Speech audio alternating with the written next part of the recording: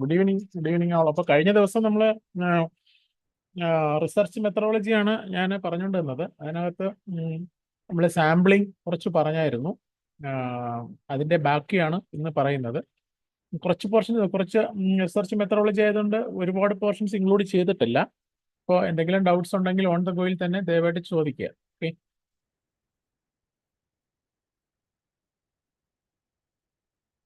Screen കാണുന്നുണ്ടല്ലോ അല്ലേ?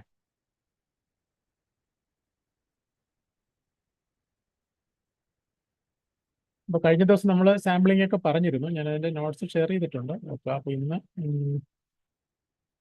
നമ്മൾ ഈ സെക്ഷനാണ് നോക്കുന്നത്. അതായത് സാമ്പിളിംഗ് എറേഴ്സ് ഇൻ സാമ്പിളിംഗ് ആണ്. സാമ്പിളിംഗ് എന്ന് പറഞ്ഞാൽ ഒന്നുമില്ല, നമ്മൾ ഒരു അനലിറ്റിക്കൽ സ്റ്റഡി അല്ലെങ്കിൽ ഒരു റിസർച്ച് സ്റ്റഡിക്ക് വേണ്ടിയിട്ട് നമ്മൾ എടുക്കുന്ന ഗ്രൂപ്പ് ഓഫ് ഡേറ്റയാണ് സാമ്പിൾ എന്ന് പറയുക. ശരിക്കും നമ്മൾ സാധാരണ ഇപ്പോൾ സൈക്കോളജി ആയതുകൊണ്ട് നമ്മുടെ ഡേറ്റ എന്ന് പറയുന്നത് പേഴ്സൺസ്, വ്യക്തികൾ തന്നെയാണ്.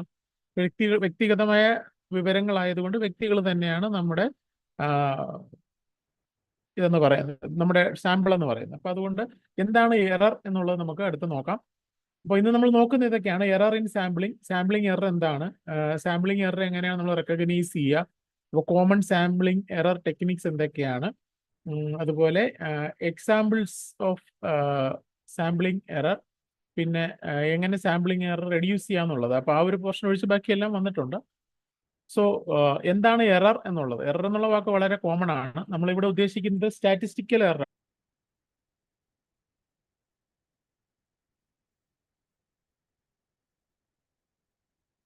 സോ അപ്പോൾ നമ്മൾ എറർ എന്നുള്ളതിലേക്കാണ് പോകുന്നത്. അപ്പോൾ ഇവിടെ സ്റ്റാറ്റിസ്റ്റിക്കൽ എറർ ആണ് ഉദ്ദേശിക്കുന്നത്. അപ്പോൾ നമ്മളൊരു പർട്ടിക്കുലർ ഒരു ഔട്ട്കം നമ്മൾ പ്രതീക്ഷിക്കുന്നുണ്ട്. നമ്മളൊരു സ്റ്റാറ്റിസ്റ്റിക്കൽ വർക്ക് ഡിസൈൻ ചെയ്യുമ്പോൾ അല്ലെങ്കിൽ ഒരു അനാലിസിസ് ഡിസൈൻ ചെയ്യുമ്പോൾ ഒരു എക്സ്പെക്റ്റഡ് റിസൾട്ട് ഉണ്ട്. നമ്മൾ ഏത് മേഖലയിലാണോ നമുക്ക്, അല്ലെങ്കിൽ എന്ത് നേച്ചറാണോ നമുക്ക് പ്രൂവ് ചെയ്യേണ്ടത്, അപ്പൊ അതിനേക്ക് ഓറിയന്റ് ചെയ്തായിരിക്കും നമ്മൾ എപ്പോഴും സാമ്പിൾ സെലക്ഷൻ നടത്തുക. അപ്പോൾ ആ സെലക്ട് ചെയ്ത സാമ്പിൾ സെലക്ഷൻ പ്രോപ്പർ അല്ല എങ്കിൽ നമുക്ക് ഡിസൈറബിൾ ആയിട്ടുള്ള ഒരു റിസൾട്ട് കിട്ടില്ല. നമ്മുടെ റിസർച്ച് അല്ലെങ്കിൽ നമ്മുടെ സ്റ്റാറ്റിസ്റ്റിക്കൽ ഡേറ്റയിൽ നിന്ന് നമുക്ക് കിട്ടില്ല. അങ്ങനെ വരുമ്പോൾ നമ്മൾ പറയും നമ്മുടെ സ്റ്റാറ്റിസ്റ്റിക്കൽ ഡേറ്റയിൽ എറർ ഉണ്ടായി, അല്ലെങ്കിൽ ഡേറ്റ കളക്ഷനിൽ എറർ ഉണ്ടായി, സാമ്പിളിങ്ങിൽ എറർ ഉണ്ടായി എന്ന് വരും. അപ്പോൾ ഇതിനെയാണ് നമ്മൾ സ്റ്റാറ്റിസ്റ്റിക്കൽ എറർ ഓഫ് സാമ്പിളിംഗ് എന്ന് പറയുന്നത്. അപ്പോൾ ട്രൂ വാല്യൂ എന്ന് വെച്ചാൽ നമ്മളിപ്പോൾ ഉദാഹരണത്തിന് ഇപ്പൊ നമ്മൾ നോക്കുകയാണ്, ഇപ്പോൾ വാക്സിൻ എടുത്തവർക്ക്, കോവിഡ് വാക്സിൻ എടുത്ത ആൾക്കാർക്ക് കോവിഡ് വരാത്ത എത്ര പേരുണ്ട് നമ്മൾ പഠിക്കുകയാണ്. അപ്പോൾ തീർച്ചയായിട്ടും നമ്മൾ എടുക്കുന്ന സാമ്പിൾ എല്ലാവരും കോവിഡ് വാക്സിൻ എടുത്തവരായിരിക്കണം. അപ്പോൾ നമ്മൾ അറിയാതെ കോവിഡ് വാക്സിൻ എടുക്കാത്ത ഒരു 20% വരെ എടുത്ത് പഠിച്ചു കഴിഞ്ഞാൽ നമുക്ക് കിട്ടുന്ന റിസൾട്ട് ട്രൂ വാല്യൂ ആയിരിക്കത്തില്ല. അവര് കോവിഡ് വന്നെന്നോ വന്നില്ലെന്നോ വന്നെന്ന് പറഞ്ഞാലും വന്നില്ല എന്ന് പറഞ്ഞാലും അത് നമ്മുടെ സ്റ്റഡിയിലെ കീഴിൽ വരില്ല, നമുക്ക് സിഗ്നിഫിക്കൻ്റ് അല്ല അവരുടെ റിസൾട്ട്. അപ്പോൾ അത് ഒരു ട്രൂ വാല്യൂ അല്ല നമുക്ക് കിട്ടുക. ഇനി എറർ കൂടുന്തോറും എന്താണ് നമ്മൾ ഉദ്ദേശിക്കുന്ന, അല്ലെങ്കിൽ എറർ കൂടുന്ന എന്തുകൊണ്ടാന്ന് വെച്ചാൽ നമ്മൾ ഉദ്ദേശിക്കുന്ന പോപ്പുലേഷന്റെ റെപ്രസെന്റേഷൻ നമ്മുടെ ഡാറ്റ കളക്ഷനിൽ വരാത്തത് കൊണ്ടാണ് നമുക്ക് എറർ കൂടുന്നത്. അപ്പോൾ സോഴ്സസ് ഓഫ് എററിനെ നമുക്ക് രണ്ടായിട്ട് തിരിക്കാം. ഞാനൊരു ഇമേജ് സൈഡിൽ കൊടുത്തിട്ടുള്ളത് അത് പെട്ടെന്ന് ഓർക്കാൻ വേണ്ടിയിട്ടാണ്. ഒന്ന് സാമ്പിളിംഗ് എററും മറ്റൊന്ന് non sampling error. Sampling error എന്ന് പറയുന്നത് നമ്മൾ സാമ്പിളിംഗ് അല്ലെങ്കിൽ ഡേറ്റ ഏത് സാമ്പിളാണോ നമ്മൾ കളക്ട് ചെയ്യുന്നത് ആ സാമ്പിളിംഗ് മെക്കാനിസം അല്ലെങ്കിൽ പ്രൊസീജിയർ ഓഫ് സാമ്പിളിംഗിൽ നമുക്ക് വരുന്ന ഡീവിയേഷൻസിനെയാണ് നമ്മൾ sampling error. Non sampling error എന്ന് പറയുന്നത് നമ്മൾ അല്ലാതുള്ള കുറച്ചുകൂടെ നമ്മൾ ഇതിന്റെ സിസ്റ്റമാറ്റിക് ആയിട്ട് ചെയ്യുന്ന ചില കാര്യങ്ങളുണ്ട്. അതായത് സാമ്പിളിംഗ് മെത്തേഡ്. ഓക്കെ, പോപ്പുലേഷന്റെ കാര്യമല്ല, സാമ്പിളിംഗ് മെത്തേഡ്. അതുപോലെ നമ്മൾ ഡേറ്റ കളക്ട് ചെയ്യാൻ ഉപയോഗിക്കുന്ന ടെക്നിക്സ് ആയ ക്വസ്റ്റനെയറോ അല്ലെങ്കിൽ മറ്റ് റുബ്രിക്സ് എന്തെങ്കിലും ഉപയോഗിക്കുന്നുണ്ടെങ്കിൽ അങ്ങനെ. അതുപോലെ മറ്റ് എന്തെങ്കിലും അൺനോൺ ആയിട്ടുള്ള ഫാക്ടേഴ്സ് ഉണ്ടാകാം. ഫോർ എക്സാമ്പിൾ ബിഹേവിയറൽ എഫക്റ്റ് ഉണ്ടാകാം, അല്ലെങ്കിൽ പേഴ്സണൽ എഫക്റ്റ് ഉണ്ടാകാം, സോഷ്യൽ എഫക്റ്റ് ഉണ്ടാകാം. ഇങ്ങനെയൊക്കെയുള്ള എഫക്ട്സ് ഒക്കെ ആയിരിക്കാം നോൺ സാമ്പിളിംഗ് എററിൽ വരിക. ഓക്കെ, സോ ഇപ്പോൾ എറേഴ്സ് ഇൻ സാമ്പിളിങ്ങിനെ നമുക്ക് ജസ്റ്റ് ഇപ്പോൾ ഒരു ക്വസ്റ്റ്യൻ ബേസ് ചെയ്താണ് നമ്മൾ ഇപ്പോൾ എക്സാം ആയതുകൊണ്ട് എക്സാം ബേസ് ചെയ്താണ് പ്രിപ്പയർ ചെയ്തിരിക്കുന്നത്. എറേഴ്സ് ഇൻ സാമ്പിളിംഗ് ഒരു എസ്എ ക്വസ്റ്റ്യൻ ചോദിച്ചാൽ നമ്മൾ എങ്ങനെ എഴുതണം എന്നുള്ള രീതിയിലാണ് സ്ലൈഡ് തയ്യാറാക്കിയിട്ടുള്ളത്. അപ്പോൾ ആദ്യമായിട്ട് നമ്മൾ അതിനകത്ത് ചെയ്യേണ്ടത് എന്താണെന്ന് വെച്ചാൽ ഒരു ഡെഫിനിഷൻ, വാട്ട് ഈസ്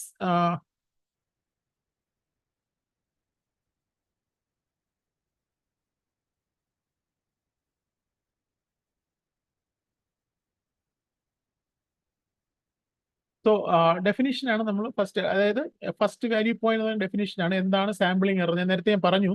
ഇപ്പോൾ ഞാൻ മുമ്പൊക്കെ ചെയ്തതുപോലെ തന്നെയാണ് സ്ലൈഡ് നോട്ട്സ് ആയിട്ടാണ് പ്രിപ്പയർ ചെയ്തിട്ടുള്ളത്.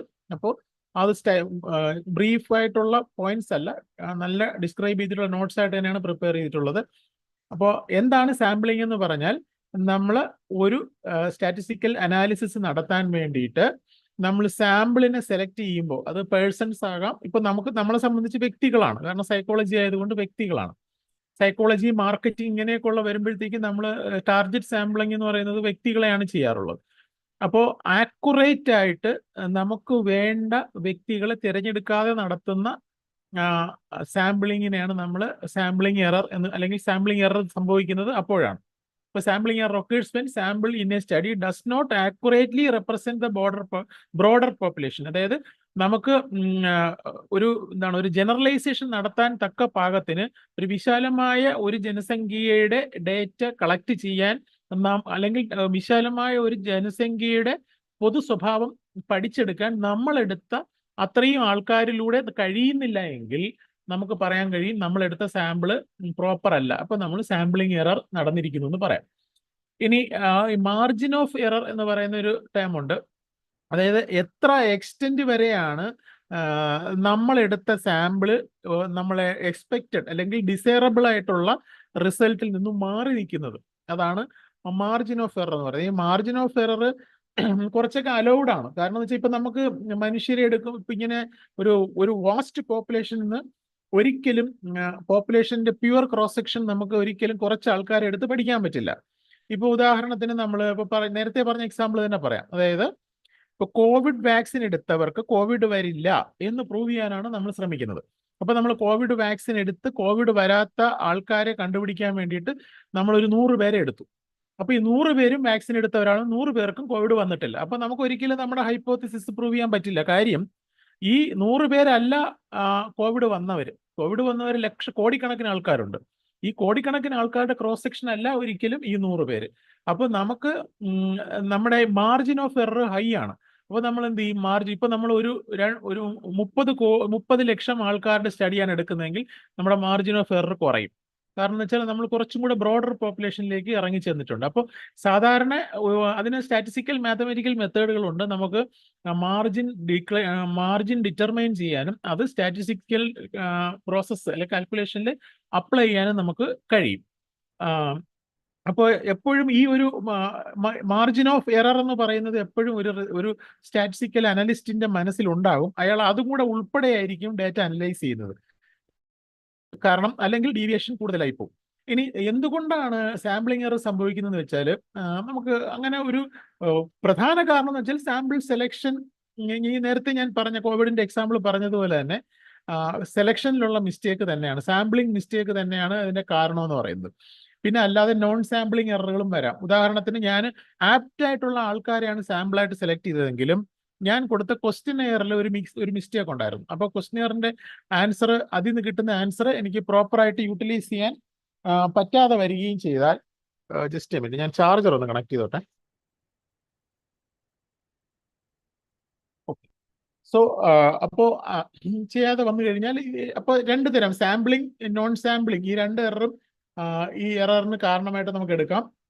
പിന്നെ ഇതില് ഈ വാട്ട് ഈ സാമ്പിളിംഗ് എറർ എന്ന് ചോദിച്ചു കഴിഞ്ഞാൽ നമുക്ക് അതിൽ ഏറ്റവും പ്രധാനപ്പെട്ടത് ശ്രദ്ധിക്കേണ്ട കാര്യം എന്ന് പറയുന്നത് അതിന്റെ എറർ കറക്ഷൻ ആണ്.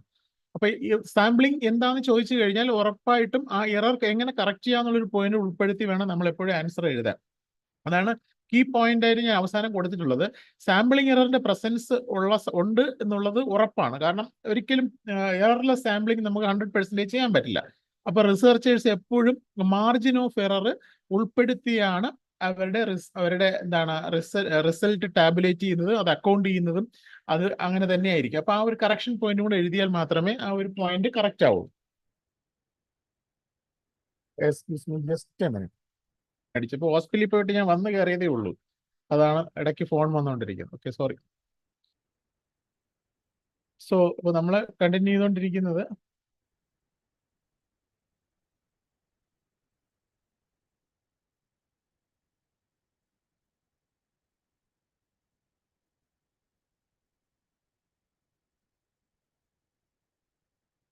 സോ അപ്പൊ ഇതൊക്കെയാണ് ശ്രദ്ധിക്കേണ്ടത്. Next recognising sampling. സാർ അത് പ്രീവിയസ് സ്ലൈഡ് സാർ അതിനകത്തെ ഒരു ഓക്കെ. ഒരു ചോദ്യം. അപ്പൊ ഈ നമ്മളിപ്പോ ഒരു ലാർജ് വാസ്റ്റ് പോപ്പുലേഷൻ, ഇപ്പൊ ലാക്സ് ഓഫ് പീപ്പിൾ ഒക്കെ എങ്ങനെ നമുക്ക് കൈകാര്യം ചെയ്യാൻ പറ്റും? എങ്ങനെ അവരെ ഈ ഡേറ്റ? അത് നമ്മളെ അതായത് അങ്ങനെ വരുന്ന സമയത്ത് നമ്മൾ എന്താ ചെയ്യുന്നതെന്ന് വെച്ചാൽ, ഇപ്പൊ ഞാൻ നേരത്തെ പറഞ്ഞ എക്സാമ്പിൾ തന്നെ എടുക്കാം. കോവിഡിന്റെ വാക്സിൻ എടുത്തവർക്ക് കോവിഡ് വരില്ല എന്നുള്ളതാണ് നമ്മുടെ ഹൈപ്പോത്തിസിസ്, അല്ലെ? അപ്പൊ നമ്മൾ കോവിഡ് വാക്സിൻ എടുത്ത 100 പേരെ എടുക്കുമ്പോൾ ആ 100 പേരില് ആ കോവിഡ് വാക്സിൻ എടുത്തിട്ടും വന്ന ആൾക്കാരെ നമ്മുടെ ഉൾപ്പെടുത്തി കഴിയുമ്പോഴത്തേക്ക് നമ്മുടെ ഹൈപ്പോത്തിസിന് കുറച്ചൊരു മാർജിൻ അപ്ലൈ ചെയ്യാൻ പറ്റും. നേരത്തെ പറഞ്ഞില്ലേ, എററിന് ഒരു മാർജിൻ കൊടുക്കാൻ പറ്റും. അപ്പൊ ഉദാഹരണത്തിന് നമ്മൾ ഇപ്പൊ 100 പേരെ ഐഡന്റിഫൈ ചെയ്തു, അപ്പോൾ 1000 പേരെ ഐഡന്റിഫൈ ചെയ്തു. ഇതിൽ 800 പേർക്ക് കോവിഡ് വാക്സിൻ എടുത്തിട്ടും കോവിഡ് വരാത്തവരാണ്. പക്ഷെ 200 പേര് കോവിഡ് വാക്സിൻ എടുത്തിട്ടും കോവിഡ് വന്നവരാണ്. അപ്പൊ അവരെയും കൂടെ ഉൾപ്പെടുത്തി നമ്മൾ പഠിക്കുമ്പോൾ നമ്മുടെ ഹൈപ്പോത്തിസിന്റെ വാലിഡിറ്റി 80% ഉള്ളൂ. 20% ഡീവിയേറ്റ് ചെയ്തു. അപ്പൊ അതൊരു എറർ മാർജിനായിട്ട് നമുക്ക് നേരത്തെ പറഞ്ഞ പോലെ എല്ലാ കാൽക്കുലേഷനിലും കാണിക്കാൻ പറ്റും. എന്ന് വെച്ചാൽ നമ്മൾ ഒരു ഉദാഹരണം പറഞ്ഞാൽ ഒരു വാക്സിന്റെ എഫിഷ്യൻസി പഠിക്കുമ്പോൾ എപ്പോഴും 20% എറർ പ്രെഡിക്റ്റബിൾ ആണെന്ന് നമ്മൾ പറയാൻ കഴിയും. ഞാൻ ജസ്റ്റ് ഒരു എക്സാമ്പിൾ പറഞ്ഞതേ ഉള്ളൂ. ഓക്കെ. അപ്പൊ ഏതൊരു ഹൈപ്പോത്തസിസ് ആയാലും അത് നമുക്ക് 100% ഇത് നമ്മുടെ ഹൈപ്പോത്തസിസ് ആണ് ശരിയെന്ന് ഒരിക്കലും പറയാൻ പറ്റില്ല. അതുകൊണ്ടാണല്ലോ റിസർച്ചിന് പോസിബിലിറ്റി ഉള്ളത്. സെർച്ച് അല്ലല്ലോ, റിസർച്ച്. വീണ്ടും സെർച്ച് ചെയ്യേണ്ടി വരുന്നത് അതുകൊണ്ടാണ്. ഇപ്പോഴും കമ്പനികൾ ഇപ്പോഴും കോവിഡ് വാക്സിന്റെ ഫൈസർ പോലുള്ള കമ്പനികൾ ഇപ്പോഴും അവർ സർവേ നടത്തിക്കൊണ്ടിരിക്കുകയാണ്. കാരണം അവർ അന്ന് നടത്തിയ സർവേ അല്ല, അന്ന് അവരെടുത്തത് ഞാൻ ഇതിന്റെ എക്സാമ്പിൾ ഇട്ടിട്ടുണ്ട്, വരുന്ന സ്ലൈഡിലുണ്ട്. അന്ന് അവരെടുത്തപ്പോൾ 98% ആക്യുറസി അവർ കണ്ടെത്തിയത് ആദ്യം ഫസ്റ്റ് അറ്റംപ്റ്റിൽ. പക്ഷെ പിന്നീട് ഇത്രയും വർഷങ്ങൾ കഴിഞ്ഞപ്പോൾ അവർക്ക് മനസ്സിലായി അത് 90 മാത്രമേ ഉള്ളൂ എന്നാണ്. 10% പേർക്ക് വാക്സിൻ എടുത്തിട്ടും വന്നിട്ടുണ്ട്. അപ്പൊ അത് അവരുടെ സാമ്പിളിംഗിൽ വന്ന എററാണ്, ഫൈസർ കമ്പനിക്ക് ഉണ്ടായ എററാണ്. അത് നമ്മൾ എക്സാമ്പിൾ ഞാൻ പറഞ്ഞിട്ടുണ്ട്, കാണിക്കാം. സോ ഈ ലാസ്റ്റ് പോയിന്റ് സർ, റെഡ്യൂസ് ചെയ്യുന്ന ഒരിക്കൽ പറയാമോ? അത് എങ്ങനെയാണ് നമ്മൾ ഈ സാമ്പിളിംഗ് എറർ റെഡ്യൂസ് ചെയ്യുന്നതെന്ന് പറഞ്ഞത്? അതായത് സാമ്പിളിംഗ് എറർ ഉള്ള സമയത്ത് ഞാൻ നേരത്തെ പറഞ്ഞില്ലേ, നമ്മൾ എടുക്കുന്ന സാമ്പിളിന്റെ ഡീവിയേഷൻസ്, അതായത് എന്തുമാത്രം എറർ അലൗഡ് ആണ് എന്ന് നമുക്ക് കണ്ടെത്താൻ പറ്റും.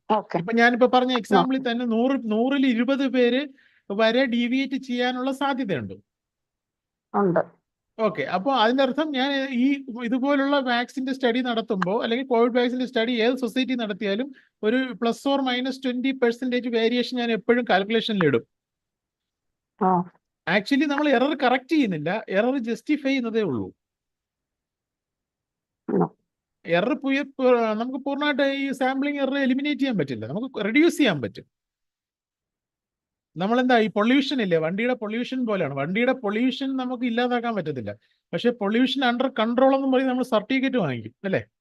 അതായത് എല്ലാവരും പൊല്യൂഷന്റെ ഒരു ലെവൽ വരെ കീപ്പ് ചെയ്യണം എന്നുള്ളതാണ്. അത് നമ്മൾ അവെയർ ആണ്, അതായത് ഡേഞ്ചറിനെ കുറിച്ച് നമ്മൾ അവെയർ ആണ്, അത്രേ ഉള്ളൂ. അപ്പൊ അതുപോലെയുള്ളൂ, ഇത്ര വരെ ആകാം എന്നൊരു സെറ്റ് ഓഫ് റൂൾസ് ഉണ്ടല്ലോ. അതെ. അതായത് നമ്മൾ ബ്ലൈൻഡ് ആയിട്ട്, അതായത് ഇപ്പൊ ഇത്രയേ ഉള്ളൂ ഡോക്ടർ. ഇപ്പൊ നമ്മളൊരു ഗുളിക, ഒരു മരുന്ന് കണ്ടുപിടിക്കുന്നു. ആ മരുന്ന് ഒരു പേഷ്യന്റിന് എഴുതുമ്പോൾ ഒരു ബ്ലൈൻഡ് ഹൈപ്പോത്തിസിസ് ആണെങ്കിൽ ഞാൻ പറയും 100% അസുഖം മാറുമെന്ന് പറയും, അല്ലെ? അങ്ങനെ വരുമ്പോ ഇപ്പൊ ഞാൻ ഗുളിക മാർക്കറ്റ് ചെയ്യാണ്. ഇപ്പൊ വണ്ണം കുറയ്ക്കാനുള്ള ഗുളിക ഞാൻ പറയണം, ഇത് കഴിച്ചാൽ 100% ആൾക്കാരുടെ വണ്ണം കുറയും. കാരണം ഞാൻ എടുത്ത 10 സാമ്പിളിൽ 10 പേർക്കും വണ്ണം കുറഞ്ഞു. ഓക്കെ. പക്ഷേ ഇത് കഴിക്കുന്ന 1,00,000 പേര് കഴിക്കുമ്പോൾ ഇതിൽ ഒരു 30% പേർക്ക് വണ്ണം കുറയുന്നില്ല. അപ്പൊ അതിന്റെ ഗുളികയുടെ മാർക്കറ്റിങ്ങിനെ ബാധിക്കും. അപ്പൊ ഞാൻ എന്ത് ചെയ്യും, ഗുളിയ വിപണിയിൽ ഇറക്കുമ്പോൾ തന്നെ ഞാൻ പറയും, ഒരു സ്റ്റാർ ഇട്ടിട്ട് അടിയിൽ എഴുതും, ഏറ്റവും താഴെ കുഞ്ഞായിട്ട് എഴുതി വെച്ചിട്ടുണ്ടാവും, condition supply, strict diet and exercise advisable, conditions may vary according to the body physique എന്നൊക്കെ പറഞ്ഞ് ഞാൻ കൊടുക്കും. ഇതൊക്കെ എന്റെ മാർക്കറ്റിംഗ് തന്ത്രമാണ്. കാരണം അവർക്ക് കേസിന് പോകാൻ പറ്റത്തില്ല. കാരണം ഇത് ഞാൻ എങ്ങനെ കണ്ടെത്തി? ഞാൻ സാമ്പിളിങ്ങിലുള്ള എററിലൂടെ കണ്ടുപിടിച്ചതാണ്, അല്ലെ? ഞാൻ കറക്റ്റ് ആയിട്ട് ആൾക്കാരെ സാമ്പിൾ ചെയ്തപ്പോൾ എനിക്ക് മനസ്സിലായി എന്റെ ഗുളിക 70% പേർക്ക് എഫക്ട് ചെയ്യുന്നുള്ളൂ, 30% പേർക്ക് എഫക്ട് ചെയ്യുന്നില്ല എന്ന് മനസ്സിലായി. അത് വെച്ച് ഞാൻ എന്റെ സ്റ്റഡിയെ റെഗുലേറ്റ് ചെയ്യുന്നു, അത്രേ ഉള്ളൂ. ഓക്കെ. അപ്പോ എററിൻസ് അടുത്ത നെക്സ്റ്റ് വന്നിട്ട് റെക്കഗ്നൈസിങ് ആണ്. എങ്ങനെ നമുക്ക് ഇതിനെ ഹാൻഡിൽ ചെയ്യാം, അല്ലെങ്കിൽ എന്നുള്ളതാണ്. അവിടെ ഞാൻ വീണ്ടും ഡെഫിനിഷൻ കൊടുത്തിട്ടുണ്ട്. ഫ്രഷ് പേജ് ആയതുകൊണ്ട് മറ്റൊന്ന് കാണാൻ വേണ്ടിയിട്ട് ആദ്യം ഇട്ടിട്ടുണ്ടെന്നേ ഉള്ളൂ. അപ്പൊ എന്താണെന്നുള്ളതാണ്. അപ്പൊ കാസസ് എന്താണെന്നുള്ളതാണ് നമ്മൾ പ്രധാനമായിട്ട് നോക്കേണ്ടത്.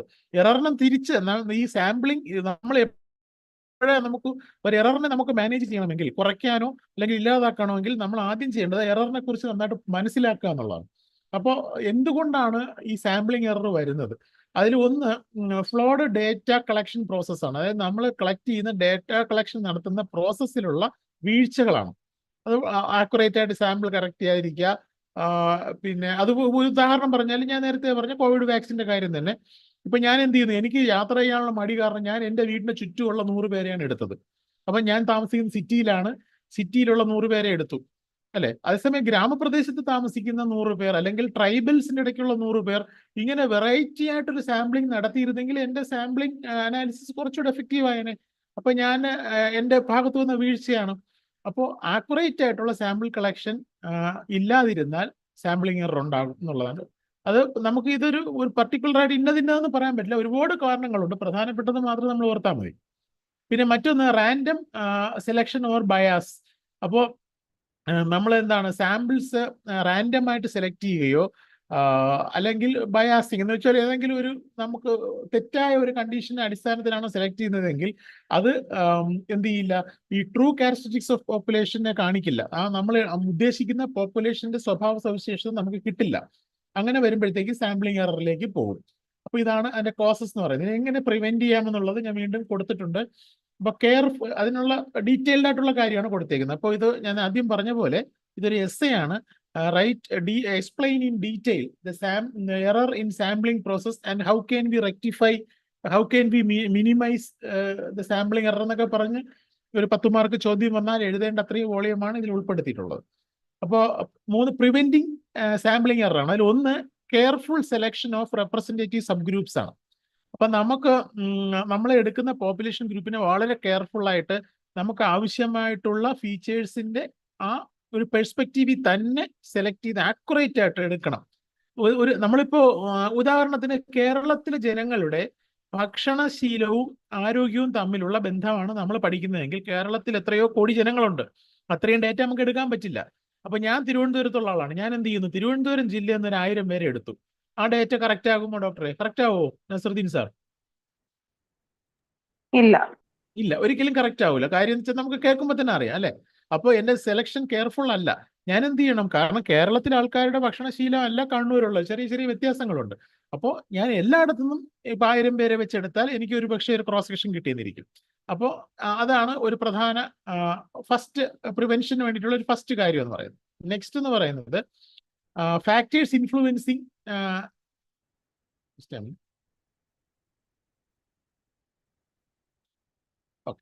ഫാക്ടേഴ്സ് ഇൻഫ്ലുവൻസിങ് സാമ്പിളിംഗ് എറർ ആണ്. അപ്പോൾ സാമ്പിളിംഗ് എററിന് കാരണമായിട്ടുള്ള ഫാക്ടേഴ്സ് ഒക്കെയാണ്. ഇതിനകത്ത് ഒരുപാട് സബ് ക്വസ്റ്റ്യൻസും വരാം. അതുകൊണ്ടാണ് അങ്ങനെ ഹൈലൈറ്റ് ചെയ്തിരിക്കുന്ന പോർഷൻ സബ് ക്വസ്റ്റ്യൻ എക്സ്പെക്ട് ചെയ്യുന്ന ഏരിയസ് ആണ്. അപ്പൊ സാമ്പിൾ സൈസും ഡിസൈനും.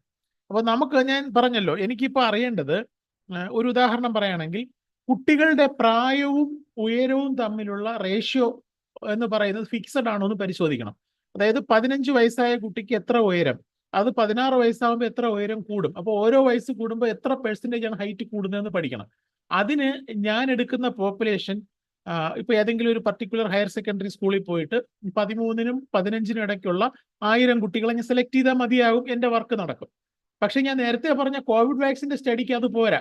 കാരണം ഒരു ഹയർ സെക്കൻഡറി സ്കൂളിൽ ഇത്രയും കുട്ടികൾ മതിയാവും? ഒരിക്കലും പറ്റില്ല. കാരണം അവർ വളരെ ചെറിയ സാമ്പിളാണ്. അപ്പൊ നമ്മൾ പഠിക്കുന്ന, നമ്മൾ എന്താണോ നമ്മുടെ ഏരിയ ഓഫ് അനാലിസിസ്, അതിന് അനുയോജ്യമായ രീതിയിലുള്ള ഒരു സാമ്പിൾ സൈസ് എടുക്കുന്നത് വളരെ പ്രധാനമാണ്. അത് കറക്റ്റ് അല്ലെങ്കിൽ എറർ ഉണ്ടാവും. മറ്റൊന്ന് ഡിസൈൻ. നമ്മൾ നേരത്തെ ഞാൻ പറഞ്ഞതുപോലെ ഫുഡ് ആൻഡ് ലൈഫ് സ്റ്റൈൽ ഡിസീസിനെ കുറിച്ച് പഠിക്കുമ്പോൾ എൻ്റെ ഡിസൈൻ പ്രകാരം ഞാൻ തിരുവനന്തപുരം ഡിസ്ട്രിക്റ്റ് മാത്രമേ എടുത്തിട്ടുള്ളൂ. പക്ഷേ എൻ്റെ ആ ഡിസൈൻ റീഡിസൈൻ ചെയ്തിട്ട് എല്ലാ ഡിസ്ട്രിക്റ്റിൽ നിന്നും എടുക്കുകയും അവിടെ എല്ലാ ഡിസ്ട്രിക്റ്റിലും പല ഏജിലുള്ള ആൾക്കാരെയും ഈക്വൽ റേഷ്യോയിൽ എടുക്കുകയും ചെയ്താൽ മാത്രമേ കുറച്ചും കൂടെ എഫക്റ്റീവ് ഡിസൈൻ ആക്കി മാറ്റാൻ പറ്റുള്ളൂ. അപ്പം നമ്മൾ സ്റ്റാറ്റിസ്റ്റിക്കൽ ഡിസൈൻ അല്ലെങ്കിൽ അതിനെ ഡിസൈൻ ചെയ്യുമ്പോൾ, അതിനൊരു പ്ലാൻ വർക്കൗട്ട് ചെയ്യുമ്പോൾ പിന്നെ നമ്മുടെ ഡേറ്റ എങ്ങനെയുള്ള ഡേറ്റയാണ് വേണ്ടത്, ഏത് പോപ്പുലേഷനെയാണ് നമുക്ക് റെപ്രസെന്റ് ചെയ്യേണ്ടത് എന്നുള്ള വ്യക്തമായ ധാരണ ഉണ്ടാകണം. അതനുസരിച്ച് സാമ്പിൾ സൈസ് എടുത്താൽ മാത്രമേ നമുക്ക് എറർ ഇല്ലാതെ സാമ്പിളിംഗ് ചെയ്യാൻ പറ്റുള്ളൂ. 2, പോപ്പുലേഷൻ ഡൈവേഴ്സിറ്റിയാണ്. അപ്പോൾ നമുക്ക് ഇപ്പോൾ ഞാൻ നേരത്തെ പറഞ്ഞില്ലേ, ഡൈവേഴ്സ് ആയിട്ടുള്ള ഒരു പോപ്പുലേഷൻ വന്നു കഴിഞ്ഞാൽ, ഞാനിപ്പോ food and life style disease നേരത്തെ പറഞ്ഞതുപോലെ പഠിക്കുകയാണെങ്കിൽ തിരുവനന്തപുരം ജില്ല എടുക്കുമ്പോൾ എനിക്ക് വരാവുന്ന ഒരു പൊട്ടൻഷ്യൽ എറർ ഉണ്ട്. കാരണം തിരുവനന്തപുരം ജില്ല എന്ന് പറഞ്ഞാൽ ഒരു കോക്ടെയിൽ ഡിസ്ട്രിക്റ്റ് എന്ന് നമ്മൾ അറിയപ്പെടുന്നത്. കാരണം ഇവിടെ തിരുവനന്തപുരം ജില്ലക്കാർ മാത്രമല്ല, തുല്യ അളവിൽ തന്നെ മലബാറുകാരുണ്ട്, പിന്നെ മധ്യ കേരളത്തിലുള്ളവരുണ്ട്, തമിഴ്നാട്ടുകാരുണ്ട്, ബംഗാളികളുണ്ട്, എല്ലാവരും ഉണ്ട്. അപ്പൊ ഞാൻ എവിടെന്നെങ്കിലും ഒരു പോപ്പുലേഷൻ എടുത്താൽ, ഇപ്പോൾ തിരുവനന്തപുരം ജില്ല എന്നുള്ള റാൻഡമായിട്ട് 1000 പേരെ ഞാൻ എടുക്കുമ്പോൾ അത് വെച്ചിട്ട് എനിക്ക് ഒരിക്കലും മലയാളികളുടെ ഭക്ഷണശീലം ആരോഗ്യം പഠിക്കാൻ പറ്റൂല. കാരണം 1000-ൽ എങ്ങനെ പോയാലും ഒരു 200-250 പേര് ഔട്ട്സൈഡേഴ്സ് അല്ലെങ്കിൽ മലയാളികളല്ലാത്തവരുണ്ടാകാം, കാരണം ഇന്നത്തെ ഒരു സിറ്റുവേഷൻ അനുസരിച്ച്. അപ്പോൾ റാൻഡമായിട്ട് എടുക്കുന്നത് പോപ്പുലേഷൻ ഡൈവേഴ്സിറ്റി ചെക്ക് ചെയ്യണം നമ്മൾ. അതായത് മോർ ഡൈവേഴ്സ് ആയിട്ടുള്ള പോപ്പുലേഷൻ എടുത്തു കഴിഞ്ഞാൽ സാമ്പിളിംഗ് എററിന്റെ പൊട്ടൻഷ്യൽ പിന്നെ ഹൈ ആയിരിക്കും. അത് പിന്നെ എന്താണ്, നമുക്ക് ഈ സ്റ്റഡിക്ക് അനുസരിച്ചാണ്. ഇനി ഡൈവേഴ്സിറ്റി വേണ്ടതുകൊണ്ട് ഇപ്പോൾ എന്താണ്, food culture among diverse people of Indian south Indian states എന്നൊക്കെ പറയുമ്പോൾ കേരളത്തിൽ നിന്ന് എവിടെയെങ്കിലും 1000 പേര് എടുത്താൽ നമുക്കൊരു 5 സംസ്ഥാനക്കാരെ ഉറപ്പായിട്ടും കിട്ടും. അപ്പോൾ ഡിപ്പെൻഡിങ് ഓൺ, അപ്പോൾ ഡൈവേഴ്സിറ്റി പൊതുവെ ഒരു ഫാക്ടറാണെന്നാണ് പറഞ്ഞു വരുന്നത്. നെഗറ്റീവ്ലിയും ആകാം, പോസിറ്റീവ്ലിയും ആകാം. ഇനി next, impact of sample size. What is the impact of sample size in statistics എന്നൊരു ചോദ്യം ചോദിച്ചു കഴിഞ്ഞാൽ അതിന്റെ പോയിന്റ്സ് ആണ് അടുത്ത് കിടക്കുന്നത്. വലിയ സാമ്പിൾ സൈസ്, അതായത് നമ്മൾ സാമ്പിൾ സൈസ് കൂടുതലുള്ളത്, ഡൈവേഴ്സ് ആയിട്ടുള്ളതോ അല്ലെങ്കിൽ as per demand diversity ensure ചെയ്തിട്ടുള്ള വലിയ വലിയ സാമ്പിൾ സൈസുകളാണ് എപ്പോഴും നമുക്ക് ബെറ്റർ ആയിട്ടുള്ളത്. അത് ആക്യുറേറ്റ് റിസൾട്ട് നമുക്ക് തരും. പിന്നെ സാമ്പിൾ സൈസ് ചെറുതാണെങ്കിൽ ട്രൂ ആയിട്ടുള്ള പല ഫാക്ടേഴ്സും ചിലപ്പോൾ അതിനെ റിഫ്ലക്ട് ചെയ്ത് നമുക്ക് തരാൻ പറ്റില്ല. അങ്ങനെ ഒരു പ്രശ്നമുണ്ട്. അപ്പൊ ഇമ്പാക്ട് ഓഫ് സാമ്പിൾ സൈസ് ഇതാണ്. പോസിറ്റീവ് നെഗറ്റീവ് എഴുതിയിട്ടുണ്ട്, രണ്ടും നോക്കി വെക്കുക. Next, importance of accounting for sampling errors ആണ്. അപ്പോ സാമ്പിളിംഗ് എററിനെ കുറിച്ച് നമുക്ക് വ്യക്തമായ ഒരു അക്കൗണ്ടിങ്, ഒരു ധാരണ ഉണ്ടാകണം. അതായത് നമുക്ക് ഈ സർവേ റിസൾട്ട്സ് നമ്മൾ എടുത്ത് വർക്കൗട്ട് ചെയ്യുന്നതിന് മുമ്പ് തന്നെ, അല്ലെങ്കിൽ ഈ സാമ്പിളിങ്ങിൽ നിന്ന് കൺക്ലൂഷൻ ഡ്രോ ചെയ്യുന്നതിന് മുമ്പ് തന്നെ അതിനകത്തുള്ള പൊട്ടൻഷ്യൽ എററിനെ നമ്മൾ കൃത്യമായി അക്കൗണ്ട് ചെയ്തിരിക്കണം. നമ്മൾ നേരത്തെ പറഞ്ഞായിരുന്നു, കൃത്യമായി എറർ കണക്ക് സക്സസ് കണക്കാക്കുന്നതിനേക്കാൾ ഏറ്റവും ഇമ്പോർട്ടന്റ് എറർ കണക്കാക്കുക എന്നുള്ളതാണ്. കാരണം എറർ എലിമിനേറ്റ് ചെയ്താൽ മാത്രമേ സക്സസിന് പ്യൂരിറ്റി ഉണ്ടാവുള്ളൂ. അപ്പോൾ അതുകൊണ്ട് അത് വളരെ പ്രധാനപ്പെട്ടതാണ്. പിന്നെ acknowledging and adjusting for these errors. അപ്പൊ നമ്മൾ ഈ കണ്ടെത്തിയ എറേഴ്സിനെ നമ്മൾ തന്നെ പ്രഖ്യാപിക്കുക, അല്ലെങ്കിൽ അതിനെ വിലയിരുത്തുകയും അതിനനുസരിച്ച് മോഡിഫിക്കേഷൻസ് വരുത്തുകയും ചെയ്താൽ മാത്രമേ നമ്മുടെ ഈ സ്റ്റാറ്റിസ്റ്റിക്കൽ സ്റ്റഡിക്ക് ഒരു വിശ്വാസ്യത കിട്ടത്തുള്ളൂ. ഞാൻ നേരത്തെ എക്സാമ്പിൾ പറഞ്ഞതുപോലെ, ഒരു വെയിറ്റ് റിഡക്ഷൻ മരുന്നിന്റെ എക്സാമ്പിൾ പറഞ്ഞില്ല, അത് ഇവിടെ ഈ പറഞ്ഞതുപോലെയാണ്. ഇനി അപ്പൊ നമ്മൾ ഇത്രയും പഠിച്ച ഒരു ക്വസ്റ്റ്യൻ പഠിച്ചു കഴിഞ്ഞു. വളരെ പ്രധാനപ്പെട്ട ഒരു ക്വസ്റ്റ്യൻ ആണ്, ചോദിക്കാൻ സാധ്യത ഉള്ളതാണ്. സാമ്പിളിംഗ് എന്താണ്, സാമ്പിളിംഗ് എറേഴ്സ് എന്താണ്, എറേഴ്സ് എങ്ങനെ മിനിമൈസ് ചെയ്യാം, പിന്നെ അതിനെ ഉള്ള സ്ട്രാറ്റജീസ് എന്തൊക്കെയാണ്, അതിന്റെ കംപ്ലീറ്റ് സ്ട്രാറ്റജീസ് ഉൾപ്പെടുത്തി പോയിന്റ് ആയിട്ടാണ് കൊടുത്തിട്ടുള്ളത്. അപ്പൊ ഇത് ഞാൻ ഷെയർ ചെയ്യാൻ നോട്ട്. അപ്പൊ നിങ്ങൾ വായിച്ചു നോക്കുക. വായിച്ചു നോക്കിയതിന് ശേഷം തീർച്ചയായിട്ടും സ്റ്റഡി മെറ്റീരിയലും വായിക്കുക. അപ്പോഴേ നമുക്ക് കുറച്ചും കൂടെ ഇത് കിട്ടത്തുള്ളൂ. അപ്പൊ കീ പോയിന്റ്സ്, അപ്പൊ നമ്മൾ ഈ പഠിച്ച ഈ ഒരു എസ്സേ ക്വസ്റ്റ്യൻ, 10 മാർക്കിന്റെ എസ്സേ ക്വസ്റ്റ്യന്റെ കീ പോയിന്റ്സ് ആണ് റെഡ് കളറിൽ കൊടുത്തിരിക്കുന്നത്. സാമ്പിളിംഗ് എറേഴ്സ് എന്ന് പറയുന്നത് ഒരിക്കലും ഒഴിവാക്കാൻ പറ്റുന്നതല്ല. സാമ്പിളിംഗ് എവിടെയെല്ലാം ഉണ്ടോ അവിടെയെല്ലാം സാമ്പിളിംഗ് എറേഴ്സും ഉണ്ടാകും. ഓക്കെ, അപ്പോൾ അത് വളരെ പ്രധാനമാണ്. അപ്പൊ സാമ്പിളിംഗ് എററിനെ നമുക്ക് റിമൂവ് ചെയ്യാൻ പറ്റില്ല, നമുക്ക് മാനേജ് ചെയ്യാനേ പറ്റുള്ളൂ. പിന്നെ എറേഴ്സിനെ എങ്ങനെ മിനിമൈസ് ചെയ്യാൻ പറ്റും? സാമ്പിൾ സെലക്ഷനിലുള്ള ശ്രദ്ധ, അതുപോലെ തന്നെ സാമ്പിൾ സൈസ് വർദ്ധിപ്പിക്കുക, പിന്നെ കണ്ടെത്തിയ എററുകളെ നമ്മൾ എന്ത് ചെയ്യുക, അക്നോളജ് ചെയ്യുകയും അതനുസരിച്ച് അഡ്ജസ്റ്റ് ചെയ്യുകയും വേണം. പിന്നെ 3, പിന്നെ സാമ്പിൾ നമ്മൾ ഫൈനൽ കൺക്ലൂഷൻ ഡ്രോ ചെയ്യുന്നതിന് മുമ്പ് എപ്പോഴും വാലിഡ് ആയിട്ടുള്ള റിസൾട്ട് കിട്ടണമെങ്കിൽ, അല്ലെങ്കിൽ റിലയബിൾ ആയിട്ടുള്ള റിസൾട്ട് കിട്ടണമെങ്കിൽ നമ്മൾ എറേഴ്സിനെ അക്നോളജ് ചെയ്ത് റെക്കഗ്നൈസ് ചെയ്ത് അഡ്ജസ്റ്റ് ചെയ്താൽ മാത്രമേ പറ്റുള്ളൂ. അപ്പൊ ഇതാണ് ഇതിനകത്ത് നമ്മൾ ഓർക്കേണ്ട